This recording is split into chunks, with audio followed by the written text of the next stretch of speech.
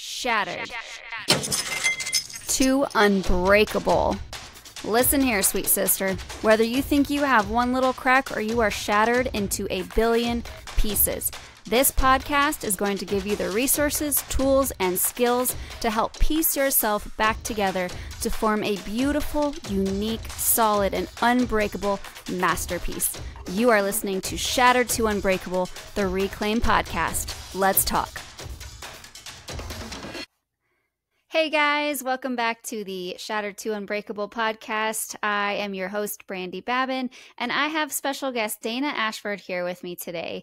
We are in our season of the fall. So today with Dana, we will be talking about, we're going to focus on the fall of life after divorce, but she's got a lot to talk to you about today that's going to just really empower you to create a whole life outside of recovering from divorce and what that feels like as you're going through it, and maybe what that feels like on the other side. I'm doing air quotes for those of you listening, because we'll get to the fact that the other side looks probably a lot different than you think it would. So Dana, welcome. Thank you for being on today.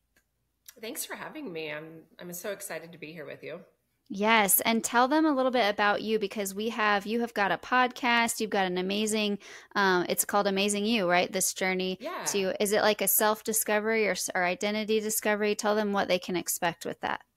Okay. Sounds good. Well, so I am a specialist. I'm a social emotional learning specialist and a trauma specialist. And so when I started to dive into that field, I was in education. Well, I still am, but like I was a teacher for over 25 years. And I really saw a need for just building people's self-efficacy. And that's like one of my favorite words. And actually there's some people that have never heard that word before, but basically knowing what you're capable of.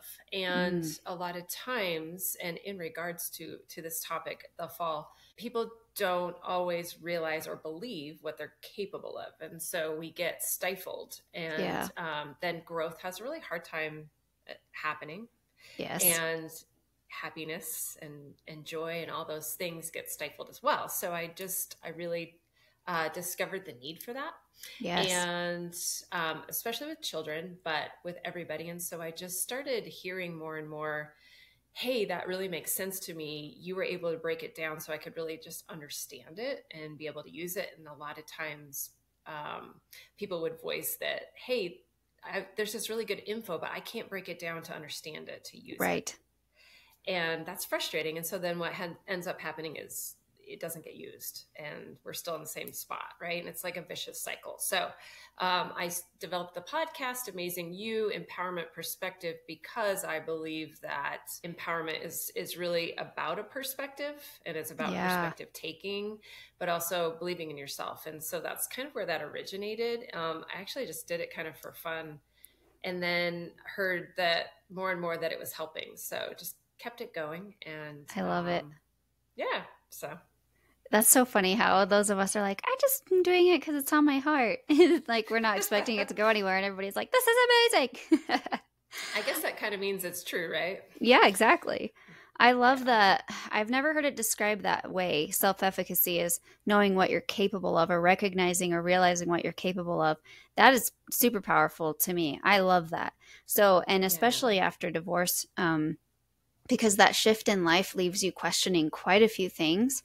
And you also have to mourn this dream life that you had just dreamed of for your whole life. Like this marriage and kids and a family and growing old and sitting on rocking chairs on the porch and watching the sunset together and reminiscing about memories, watching grandkids play. And then all of it's just shattered.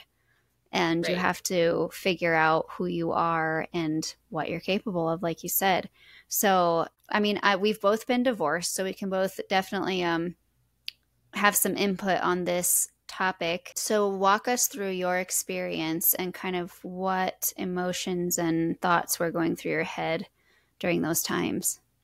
Sure. Well, I think, first of all, getting to the point where that divorce is probably going to take place.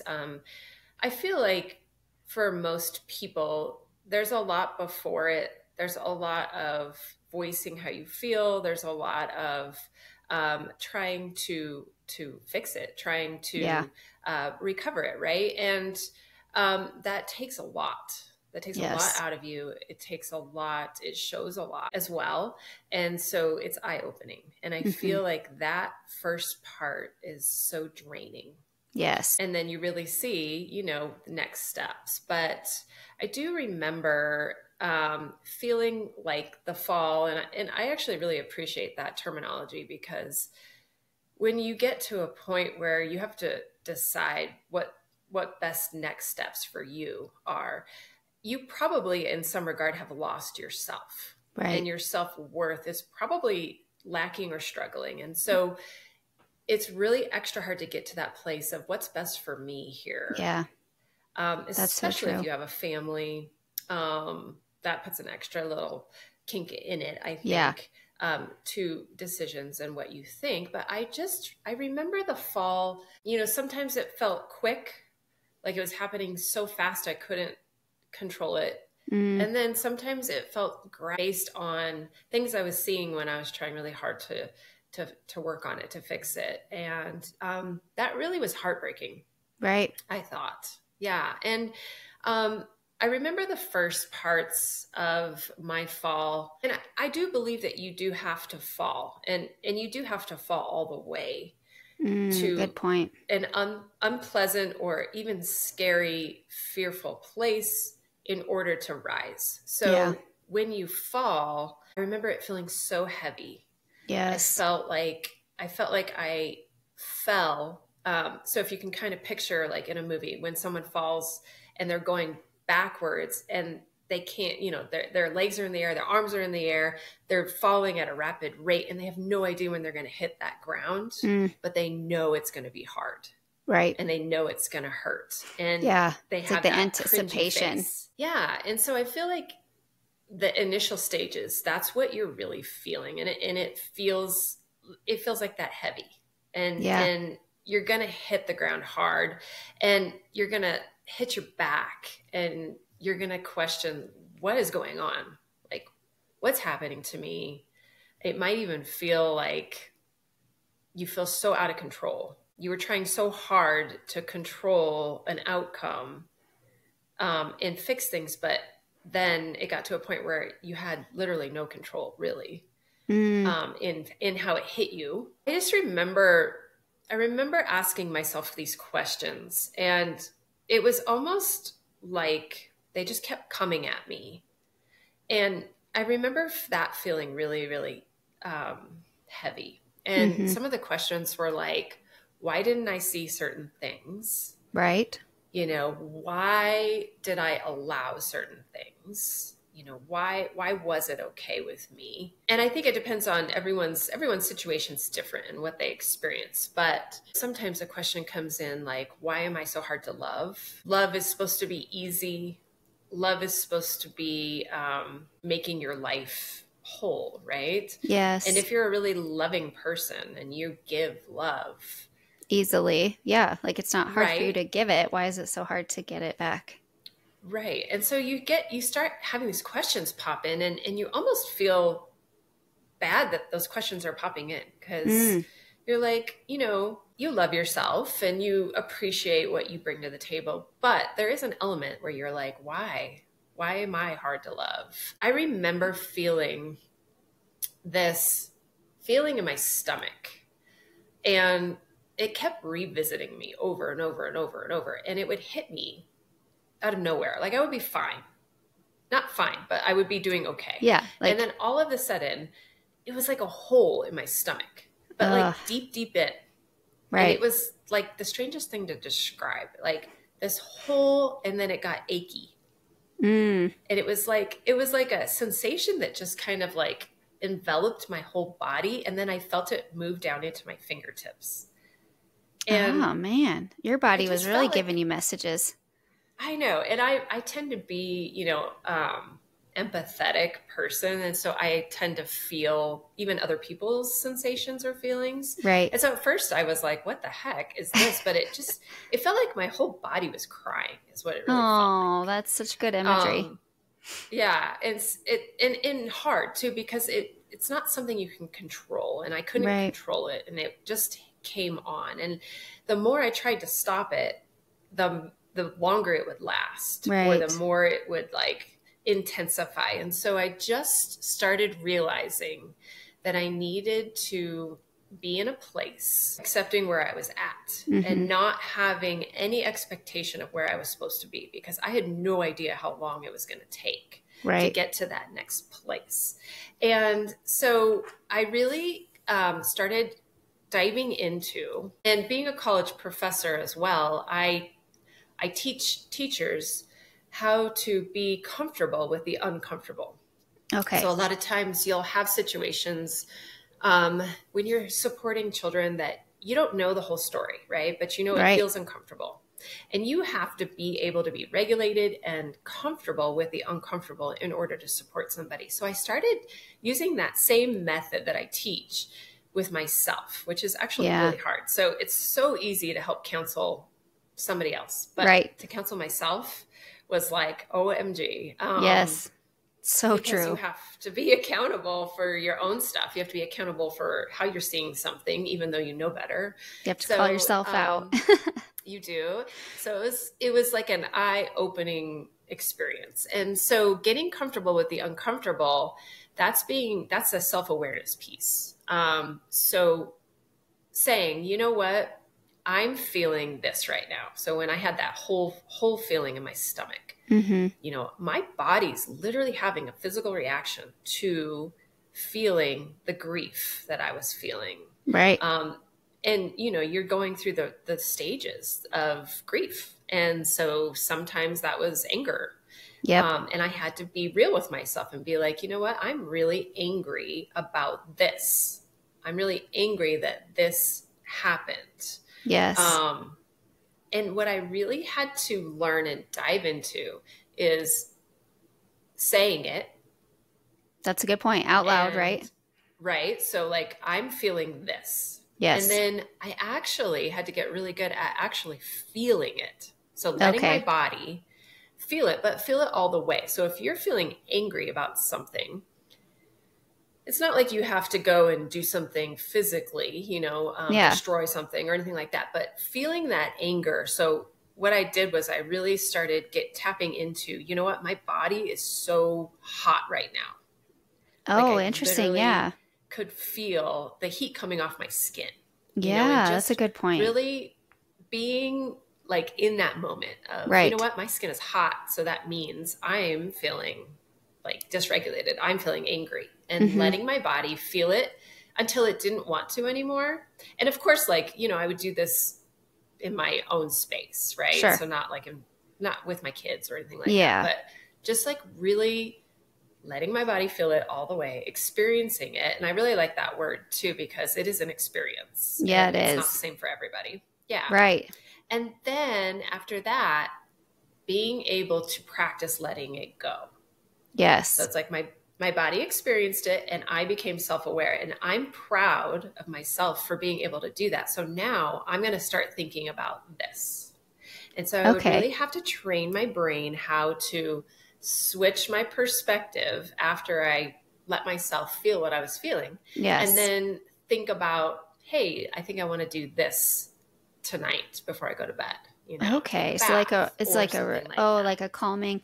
Yeah, I was going to say what kind of Yeah. examples can you give? Like what I thought of is like a big cleansing deep breath out to let it Sure. go. Like okay, that was Yeah. over, reset with the big deep breath. Yeah, sometimes I would even, and I'm a coffee freak, so like I would get a cup of coffee. And like for me, drinking a cup of coffee after I let my body fully engage in that experience and feel it, I could like really taste the coffee and Oh, it's like a enjoy reward. the sip. And yeah, and it's funny because people use the term self-care and they think of, spa or bath or things Yeah. like that, but self-care is really being accountable to yourself Right. and accepting of where you're at when you're in that moment, like where you're at. And I really like the phrase, I use this all the time now. I really like the phrase, stay in your own lane. Okay, So yep. when you're experiencing something, and let's say you're in that fall and you hit, and you hit, if you can stay in your own lane and really dive into how am I feeling, feel it, be able to work through it, like you're really staying in your own lane and you're not letting outside things come in. Mm-hmm. So you're going to be able to really start that healing process. And it's going to be, a long process. But if you can get it going by doing that, that's self-care. Yes. And so I would always follow it up with something, that I enjoyed or that made me feel warm inside, something like Yeah. that. That's a good point. I So, always tell people self-care in our society is marketed for the consumer. So they're going to tell you that self-care is what you put on your body. So bath mhm. salts, skin care, get your nails done, get your hair did. Like that is self-care to the consumer market. They're preying on women's insecurities and fears to get you to buy things, telling you that this is what you deserve and what you need. Whereas for those of us who have done the inner work, self-care is not at all what you put on your body, it's what you put in your body and what you let happen inside of your body. And so for those of you listening that are like, what is she talking about with the hole in her stomach and the fingers tingling? Like this is coming from somebody who's very aware of her somatic experiencing. She's in touch with her body. And so if you're wondering what the heck that is, I would challenge you to next time you feel an emotion, check the emotion, like say, okay, I'm feeling sad. And then after you identify you're feeling sad, check in with your body, start at your toes and go all the way up. Are you feeling warm, cold, goosebumps, achy, sharp pains, or like drifts and like you feel cold in one spot but not in the other, numbness, tingling? You'll be surprised what emotions bring up in your body. So that's what she's talking about, which I think is so important for getting through emotions and allowing yourself to validate what you're going through. Because as we talked about last week, if you don't let yourself feel it, it's going to get stuck in a repeat and you're just going to be in torture. So letting yourself feel and experience that emotion. So thank you, Dana. That was perfect. Yeah, Okay, carry of on. course. Of course, of course. I think too, when you're in the phase of falling, and I mean, we all fall and rise with different things, right? So in some regard, we're kind of always doing it, but That's true. for some, there's bigger things than others. And for some, they don't know what that's like. And Mm-hmm. that's okay. That's great. I'm so happy that you don't. But it's really important to give yourself the grace and the space to work through what you need to. And you have to give yourself the grace to accept what you're going through. Yeah. And it's kind of like the whole not having the victim mindset. So it's really easy to Yeah. slip into that when something's happened to you. I've Or definitely done you're that. in a place. Yes, I mean we all have, right? And the more you know about it, the more you can catch yourself doing it. And it's honestly a really human, natural trait thing to do because our bodies are in survival response mode. So it's either fight, flight, or fawn, freeze.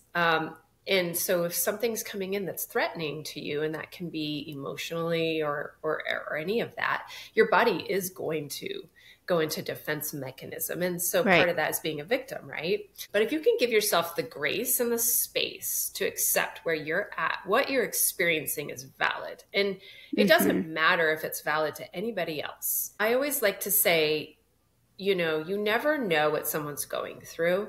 Yep. So every human being wants to be seen, heard, and accepted. Yes. That's part of No being a matter what human being. culture, what country. I've read about Right. this in psychology. It doesn't matter where you're at, every human being has this ingrained desire. Yes. And that's part of inclusivity. And so when we talk about inclusivity, we're not only talking about diversity, we're talking about emotional inclusivity too. And so if you don't understand something that someone's going through, that's okay. And they don't Right. expect you to. But what they do appreciate and what needs to be in place is that if someone wants to talk to you about something, that you're literally just being an active listener, Yeah. unless they ask you for advice. Can you say that again? That is so important. Yes. Yes. So it's really important and critical, essential. I can't say it enough. Yeah. If someone wants to talk to you about something and you know that they went through something hard or they are going through something hard, but you don't know because you haven't experienced it. Yep. You must be an active listener. They don't expect you to solve it for them. No, they don't want you to. They don't want to hear your No, advice. no. So unless they ask you for advice, what do you think about this? And you'll know, it'll be obvious. Just being there and hearing them and accepting them for where they're at. And it doesn't even have to be where you think they should be. Right. Like, so we're all smart. We all understand things. And sometimes we might say, well, you should probably be here because this happened here. Yeah. And it's like, well, they're not. And that's okay because they are going through their fall. Yes. And they aren't quite to the rise yet. Yeah. Right? But you can't go from hard hit to standing up. You just can't. There's no way. Right. Your back's going to hurt. I know, right? So. I have the imagery of like the like you said, knowing about the divorce coming and trying to fix it. My imagery is of like those cartoons where they're walking, somebody spilled pearls on the ground and they're like trying to catch their balance on the pearls, and then they finally lose their footing and fall straight on their back onto the painful pearls. And you can't just get back up. You have to clear the pearls out first. You do. You do. And if you might not have the strength to do that. Mm-hmm. So that's the other piece, is the perspective taking. And you have to do that with yourself. So you have to be real with where you're at. You know, part of trauma is being very exhausted, fatigued. You might feel like you've been through something huge, right, that was very physical, and you just might have to lay there. You might just have to sit there. You might have to save your voice. You might not have opinions about things. You might not be reaching out to people, right? And sometimes people don't think about that perspective of, they just think, oh, you know, they don't want to talk to me, or they're mad at me, or those kinds of things. And I know I do that. If sometimes I'll get in my head and kind of jump to those assumptions without doing the perspective taking of, hey, maybe they're going through something really hard right now. Maybe they don't have the strength to talk to you about it. And that's okay. Just wait. Yeah. You're either a pest or a guest. I always say that. You're a pest or a guest. Funny. Yeah. Right. Yeah. So perspective taking is really important. And it's also important to do for yourself. So understanding where you're at in your journey, and understanding that it doesn't have to be, I think that's the one thing that I learned the most about myself, was it doesn't have to be a certain way, and it doesn't have to be a certain timeline. Now there's going to be times where you wish it would speed up a little, your healing process journey, but chances are it's going to take a long time. A long time. And it's okay to lay there longer. I think that's super important to point out, that, you know, people have this preconceived notion of a timeline. And even like some of the self-help books you'll read after divorce or after breakups, and it'll say, you need 18 months, you know, and it's like, how do they know? They have no idea what you're going through. And some people suffer through a marriage for years before they leave. Like, that's part of your grieving process. You've already grieved a lot of that. So when you get out of your marriage, you might be a lot farther along the grieving process than you thought, you know? But being just, like you said, allowing yourself to lay there after the fall, to collect yourself, observe your surroundings. Like, is there anything else I'm going to slip on if I try to stand up right now? And if there is, maybe I'll lay here until someone helps me clean it up. Or, you know, I love imagery, so that's a huge thing for me. But me too. Yeah, the rise doesn't have to happen until you're ready, and you'll know. Like, that's, I think, the biggest thing I took away from my divorce. People always say, well, how did you know it was time to leave? How did you know when it was time to? I was like, you just know. You just trust yourself, and you just know. Definitely. And I think the rise starts to happen before you, it's like you're working so hard to get out of the fall and realize what you need to fix too. So that's a huge part, as well as is taking accountability for your part. Yes. What things and wounds do you have that aren't healed, that contribute to relationship struggle, or even how you see things, how you perceive things? And so I hope that people want to be aware of that before they go through something big, because Right. that is a time sometimes that happens. But we should all really be doing that. We all have childhood wounds that we probably tried to deal with, or even people tried to help us deal with, but we Right. haven't done it all the way. And so we carry those with us. And so Mm-hmm. that's part of it too. And being able to come out on the other side and rise is part of that self-love and understanding and taking accountability for, hey, did these things and I'm Yeah. proud of that, and that's growth, but I still need to work on this, and I'm Right. still doing that. So I still see where I have wounds, that I sometimes, especially if I get stressed, will carry over into other things. And then all of a sudden I'm overthinking, and I'm kind of almost like making assumptions that are making me feel anxious. And I'm like, Yeah. why are you doing that? Why Right. But is this happening? I know it's like, oh my gosh. But now that I'm to the point I am, and I for sure still have healing to do. Yes. Absolutely Yeah, me too. 100%. Me too. Yeah, right. And still working on it every day. The trauma doesn't leave your body, it stays with you. And you just have to learn things about yourself that you need to heal, and that self efficacy piece. But now that I'm to the point I'm able to kind of catch myself in in the moment of doing that, and I'm like, oh my goodness, like stop, that's enough, Yeah. and then you can kind of be real and funny with yourself and laugh at yourself, like you did it again, like Right. come on, get it together, let's go. Yeah. That gentle Yeah, correction instead of um like being too hard on yourself and being like mean to yourself. I like the gentle yeah, correction. Humor is a great way to do that. I love it. exactly, you have to, absolutely. Yeah. Absolutely. Yeah. And then just really seeing the love that you have for yourself. Mm, And part of that love that you have for yourself is being brave and being courageous. And a lot of times, if you know what you deserve and you know the struggles that are coming into your space in life, it's really hard to be courageous, and yeah. it's really hard to be brave and to be truthful with yourself, Right. right? And I especially think for moms it's hard because we always feel like we like everyone else comes first, Yeah. right? Yes. And in some regard they do, and that's our gift. We give that, especially being a mom, Hmm. you have one chance to do it right, and Right. you take it seriously. Very. And so being courageous and brave for yourself and what you need and deserve sometimes gets pushed, and it's easy to do, Hmm. not always the best option. Yeah. So yeah. And I didn't feel brave or courageous, in those moments of the fall and beginning to rise again. And like you said, I fell while I was still in the marriage, and I started rising while I was still in the marriage. Like my Hmm. divorce happened in my heart a few years before it actually happened on paper.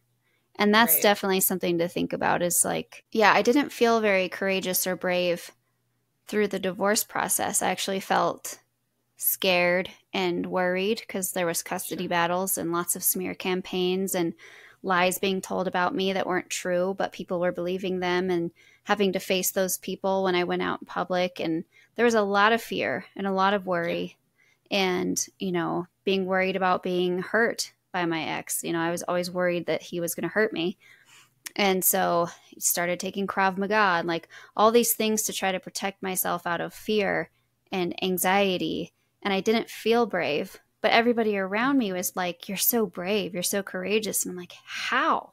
How is this Right. brave or courageous? But I did feel brave and courageous during the rise part before I left, before I realized there was danger to leaving.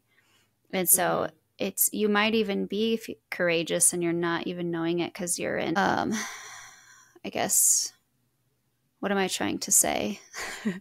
Like you're in a panic mode, or you're in an environment that's not protecting you, and your bravery gets masked, but you still Sure. are. It's still there. Yeah, exactly. It's like deep down, um, for you to get to that place shows bravery. Yeah. If you're taking a step And forward, it's brave. exactly, exactly. And I think one huge piece of the rise, and so you work through all of these parts and pieces, and you feel like you've been doing it for a really long time, and you almost feel like at points that it's hopeless, that you're not going to Yeah. reach that space, right? That you're going to stay here Hmm. in this like, whirly, swirly toilet bowl, Yeah. um, I feel just that. swirling around, right? That's a visual for you. But I think one of the biggest ahas for me was how independent I really am. Oh, yeah. Um, and I've always had to be, so I learned a lot, but I learned even more. And now I'm showing my kids that too, which is Right. really important. So, like the other day, I changed out 2 sprinkler heads and I dug them up and I switched them out and I had to pick the right ones. And, it was funny because I made a joke with my kids. I was like, I'm a girl. I shouldn't have to do this. But I was Right. totally just joking. Yeah. Like That's our my feminine energy nails, like, talking. I know, right? Like I had dirt in my nails and I was Yeah. like, are you kidding me right now? I just got these done. Like, but if you really think about it, like that is courageous, just taking that on, Right. getting it done because it needs to get done Yeah. in my home, Hmm. that I own, and my kids seeing me just not Just play handle it. victim mode, but just Yeah. get it done, right? Yeah. And if I can't do it, so what? Like I'll You learn. call There's somebody. there's Yeah. YouTube, Or or yeah, you call learn. somebody, or somebody will help you, but like just being willing to get outside of a box, of Hmm. your normal box, and just be like, hey, I'm gonna do it. I'm gonna try it. I'm gonna go for it. Yeah. That really shows the process of being in the rise, I think, or at least getting your head up from the hole or the Right. water or whatever, whatever you want to Just peeking say. up. Just like, you can see like this much right now. Yes. But just being grateful for those little wins, being grateful for the love that you bring to yourself Yeah. or try to every day, even if it's a little bit. And then also the love that you're still giving, like you always did to your kids and your Right. family, and what you bring to the table. Because when you switch and you go through a divorce, you're a man of all trades. You're kind of doing Yeah. it all, right? And Right. so what you're bringing to the table is pretty remarkable, and you're still trying to heal yourself. And so it's like Right. this whole bag of goodness, Mary but Poppins bag of hard. And awesomeness. I know, right? I Just just keeps wish we going. could, yeah, just keeps going. Just keep pulling stuff out. Yes. I love this. So like Yeah. recapping what you've talked about so far as going through divorce, because you say it so beautifully. So Aw. it's kind of like there's a pattern to this fall season already, and it's only 3 episodes in. The pattern is the biggest healer of any fall or trauma is going to be to get to know, accept, and love yourself first and foremost, or you can't rise, you can't be resilient. You've got to work on self efficacy, realizing what you're capable of. I love that. It all boils down to what Reclaim is all about, and that's reclaiming you, you know? Mm-hmm. Yeah, definitely. Definitely. And I actually, you just reminded me the word resilience. So I actually really like that word. I use it a lot in my profession, but I do feel like it gets a bad rap a little bit. Or it's overused and has become cliche. And so people hear resilient, oh, be resilient. And they're just like, Ugh. what? Like, what does Yeah. that mean? Right? Like, great. That pretty much means I just have to deal with everything. And so actually, would love to really quick break down resilience. So resilience, and part of being resilient is being brave. Part of being resilient is being accountable, and that is a huge part. So Oh, if we're in victim mode, if we're in trauma response, it's really hard to be resilient because you're always going to circle back to this is because of something else, or this is right. because of someone else, instead of saying, you know what, like that happened to me and it was the hardest thing I've ever endured. And I realized that I still have this wound that Mm-hmm. I'm operating in and I didn't even know it. But Mm, that's not good for me. And so what can I do now to help heal that right. so that I can be the best person that I can be for me? Yeah. I feel like you just scripted what your mindset should be after divorce. Like that's the perfect mindset. Yeah. And it's hard. Hmm. I'm not saying it's You have to easy. learn to do it. Um, you have to learn how to do it, and you have to learn how to do self checks.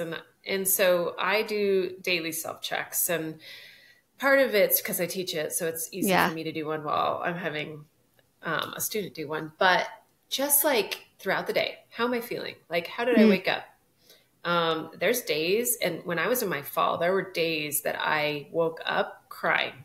mm, I literally woke up crying. Didn't know why per se, like not something specific, but it was yeah. just my body doing that. I would get home and I would have to get in water.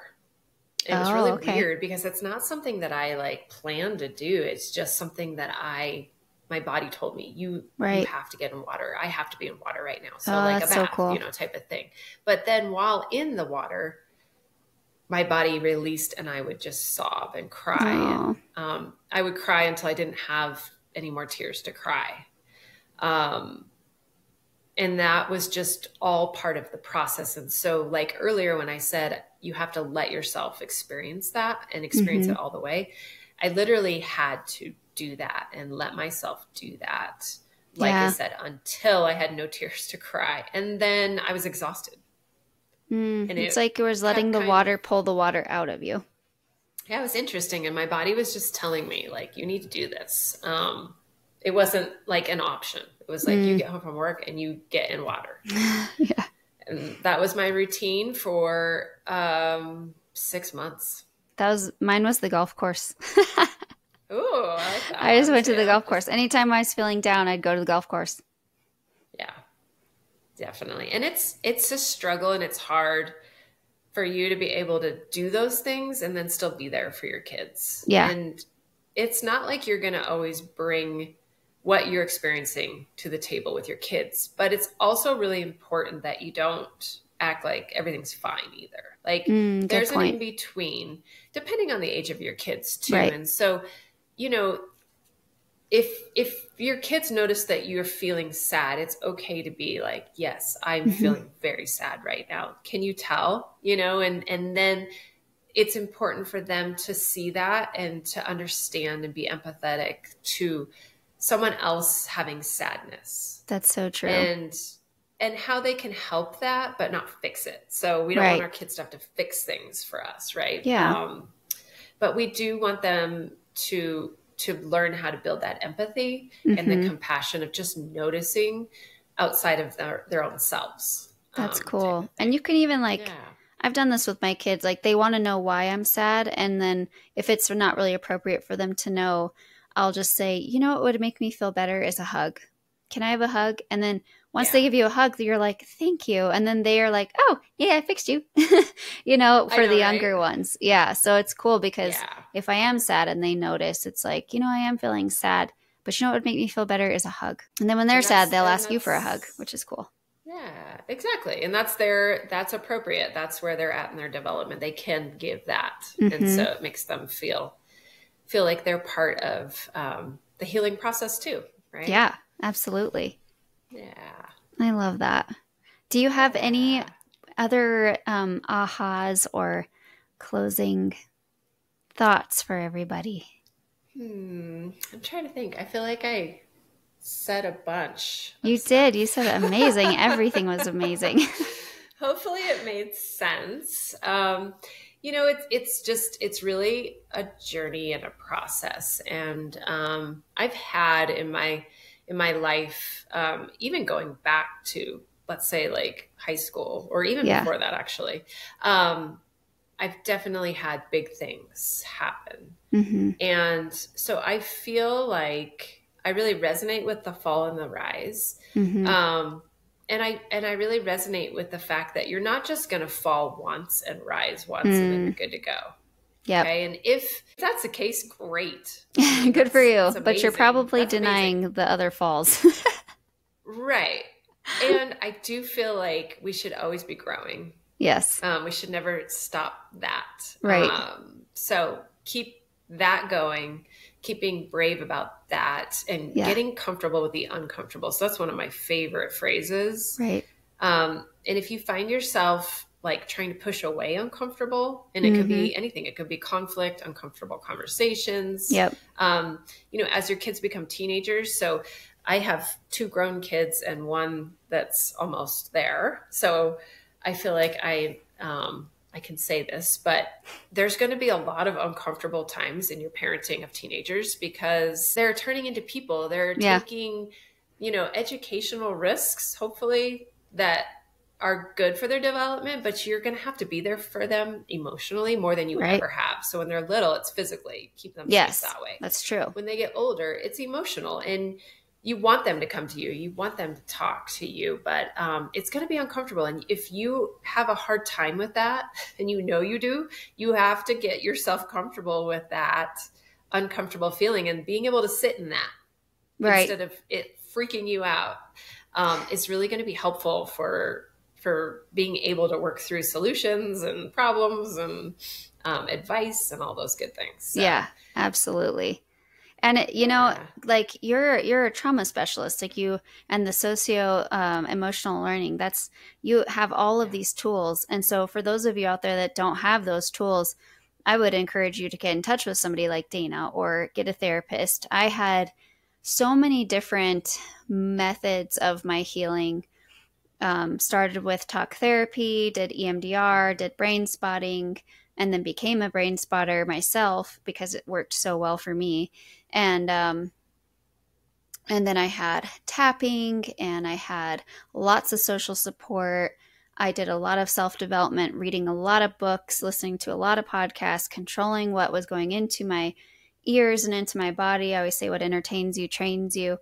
So I would say to just reach out to somebody like Dana or a therapist. And if you're going through things and you just don't know which way is up or don't know how to feel in your body or don't know, like I didn't know what somatic experiencing was till I had my therapist teach me, right? And I had no idea about this.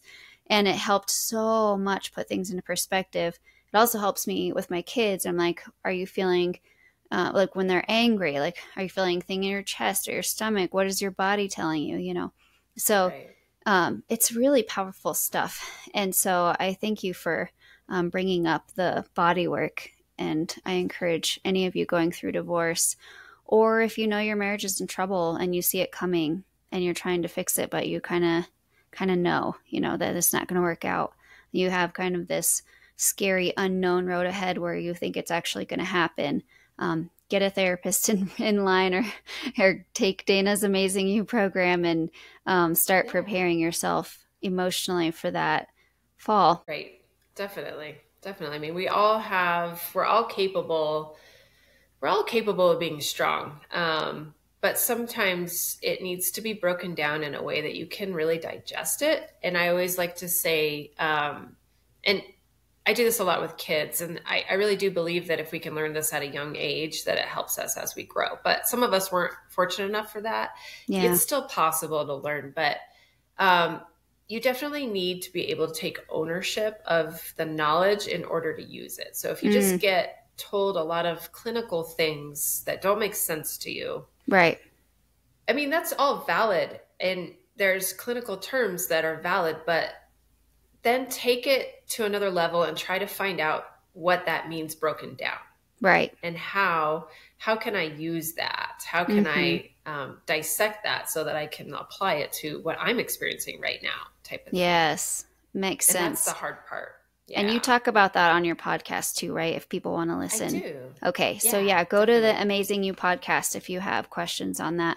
But thank you so much, Dana. Is there anything else you want to add before we wrap up? Oh, I don't think there's anything else I want to add, but I do want to say that anytime you're feeling distressed, anytime you're feeling unsettled, I want you to remember that you are amazing. We all have gifts to share, And I think sometimes people don't understand their gifts. Mm. So really, if you're going through a hard time, or even if you're not, try to just really get comfortable with yourself and who you really are. And a lot of times we have to wear masks, right? And that's understandable, but really understand that if you have to put a mask on for a little while, really get what's underneath that and the core, in your core values. And I want you to feel proud of those things that you bring to the table, and they don't have to be like anybody else. Validate your uniqueness and live it within it, even if you get criticized, even if you get questioned. Like, really be true, have that integrity, show people inclusivity and emotional inclusivity. So remember, active listening, right? Unless they ask you for your opinion. I know most of the time people are really just coming from a genuine place of wanting to help, right? Yes. But when someone has experienced trauma or they're in the middle of a healing journey, that can come across as that you don't believe they know what they need for themselves. Yes. And it can sound like victim shaming too. Without you meaning to, it can. Right. Right. And they can't help where they're at in their journey. They might not even totally understand where they're at in their journey.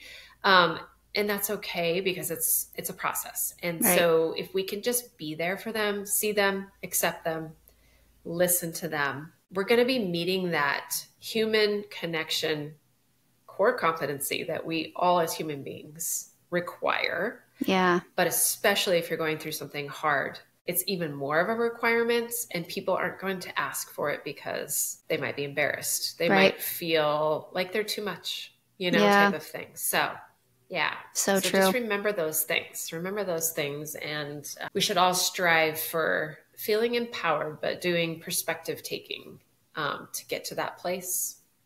That's such a good point. Yes. Oh, thank you so much. And if you want to learn more about Dana, is there a website they can go to, Dana? So I actually don't have a website, but Amazing You Empowerment Perspective on Spotify is my podcast. And then I have an Amazing You by Dana page on Facebook that has some cool things on it too. Awesome. Yay. Okay. So Amazing You by Dana. Thank you again. And you guys stay sparkly, and I will see you next week. All right. Bye. Thanks for hanging out with us today. I just wanted to remind you about the resources we have on the reclaimstrategy.com. That is Reclaim University with free downloads. It's the Reclaim Guidebook, access to Kintsugi classes and events. So go ahead and take a look. Also, please share this podcast with anybody that you think might need to hear these messages. And if you haven't already and you think we deserve it, give us a 5-star rating. That just helps our reach.